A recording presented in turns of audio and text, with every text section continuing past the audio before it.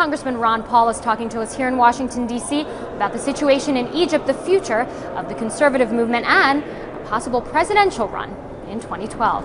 Congressman, thank you so much for being here. Congressman Paul, let's start off with Egypt. As usual, you have a very different take on the situation in Egypt, something that many lawmakers, most lawmakers, aren't even talking about. You say that this is our 30-year mistake, that this mess happened because of U.S. foreign policy. What do you mean by that? Well, we had a lot to do with Mubarak being in power and staying in power.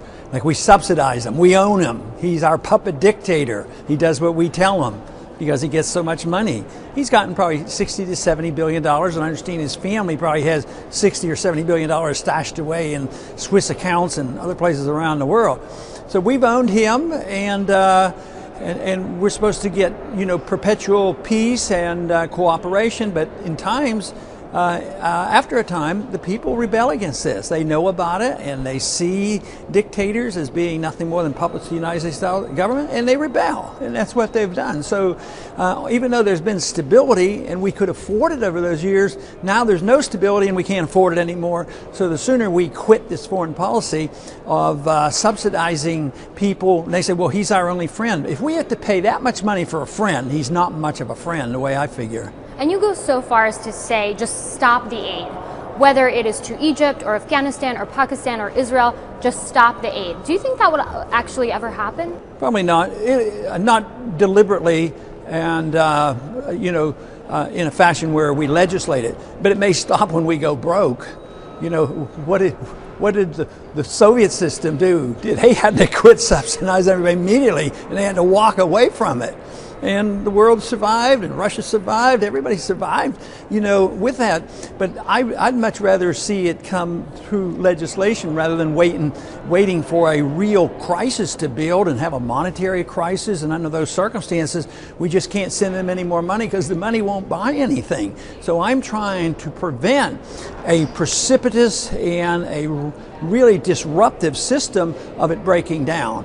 People will argue, well, it's disruptive just to cut it off, but, if you wanted to cut off 25% for 4 years, maybe that's a compromise, but my personal opinion is you just cut it off. But your critics would say, look, we have to look out for the best interests of the United States. Therefore, we cannot have a non-interventionist foreign policy because it wouldn't help us, it would only hurt us. Well, I guess if they looked at the facts, they'd find out that intervention hasn't helped us very much at all, because if you look at how many Americans have been killed in Korea and Vietnam and the Middle East and around the world, and how much collateral damage there's been and how many civilians have been killed around the world, I would say that hasn't done us a bit of good, and it's helped move us toward our own bankruptcy. So I don't believe our national security required it. I think we're less safe for it. The threat of terrorism is related to our foreign policy, so I feel less safe because we're over there. I never feel safer for the foreign policy that we have today. Here's something that shocked a lot of people. This is something that you had mentioned. The Telegraph reported on it. It was part of the WikiLeaks revelations. The fact that the United States was actually supporting some of these activists that we saw on the streets for several years now. How do we make sense of that? Because surely the United States doesn't want to see instability there, but on the other hand, they were either paying these activists or supporting them. They were here in the United States. We're always involved on both sides. If our puppet dictator can last, we keep propping him up. When we see the tide changing, then I'm sure our CIA is involved in the opposition. They can be in early or late, or they try to pick up the pieces. That doesn't mean they have total control. We controlled the Iranian situation. We had the Shah in there for a while, but eventually the next revolution we didn't have control. And then we end up with the Ayatollah. So long term, I think it hurts us. On the short term, we will always try to buy the influence and stay involved and convince the American people that our national security will be threatened if we don't control these governments. I just don't believe that.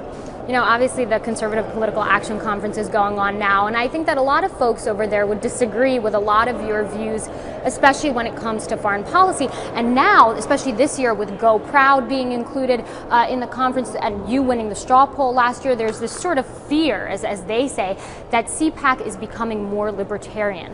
Why do you think that for some folks that's such a dirty word? Oh, how horrible. CPAC is going to be stronger for liberty. I see that as wonderful. You know, libertarian. I mean, this is why some folks boycotted this year. Yeah, I saw that comment. So he said, I'm not coming there more libertarian. I didn't know libertarian was a bad word. To me, libertarian is a wonderful word. That means we believe in liberty. We believe in our Constitution. We believe in the Fourth Amendment, the whole works. And we Why is believe it causing such a rift then in the Republican Party? Because some people who call themselves conservative are big government conservatives. So my opposition are big government conservatives and big government liberals. I want libertarians and constitutional conservatives who say that we'll follow the Constitution, we believe in personal liberty, and they come from our old right tradition.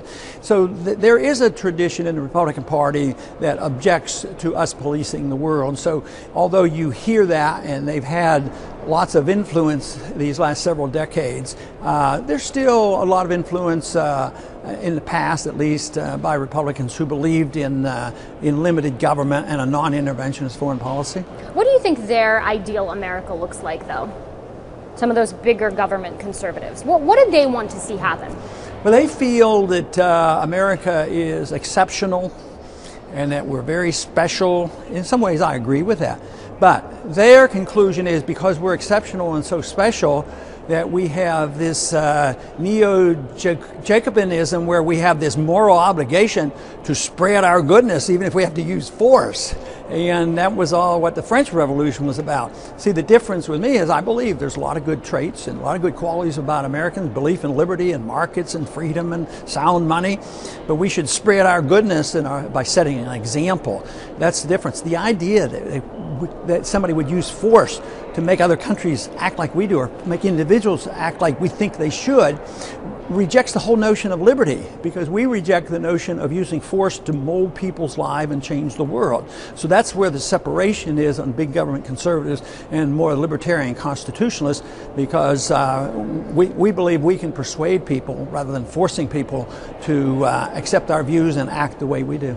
And you know, CPAC is usually a platform or perhaps a test for future presidential candidates. Are you going to be one of them in 2012? Well, I'm going to be a speaker at CPAC, but I have truthfully no decision to make. I am undecided, and some days I'm sympathetic to the idea because I have a lot of supporters urging me to. And then there are other days I think, well, you know, maybe I have better things to do or other things to do. So I am still undecided. And I have a couple months to make a decision. I don't know if you got a chance to see this, but there was an article circulating on the internet amongst your supporters, and the title of it was "A Radical Idea: Ron Paul Runs as a Democrat in 2012." And it basically listed all of the quote-unquote good reasons as to why you should run as a Democrat. For example, your anti-war views, the fact that you want to end the drug war, and many Republicans associate, you know, smoking a joint with immorality. Have you ever considered that, running as a Democrat? Yeah, I have, but then I realize it's impractical. But it would be great to do it because it would just drive the progressives nuts, because they would be agreeing with me, but they wouldn't be able to stand the idea of supporting somebody like me, because I don't endorse their principles of redistribution of wealth, you know, from one group to another. So there's a limit. They might agree with me on civil liberties and war, and we could expose the conflicts and the inconsistency of our president, because he has the endorsement of the progressives, but they get annoyed too because he's up there promoting war and didn't do anything about the drug war and all these things, and promotes the Patriot Act and endorses assassinations and secret prisons. Nothing really changed. So that would really stir the hearts of the progressives. But the progressives would say, oh yeah, but he doesn't want to give more food stamps to the American people, and you know, it's back to that. But it's an interesting thing. It's fascinating to think about. Congressman Paul, as always, thank you so much. Thank you.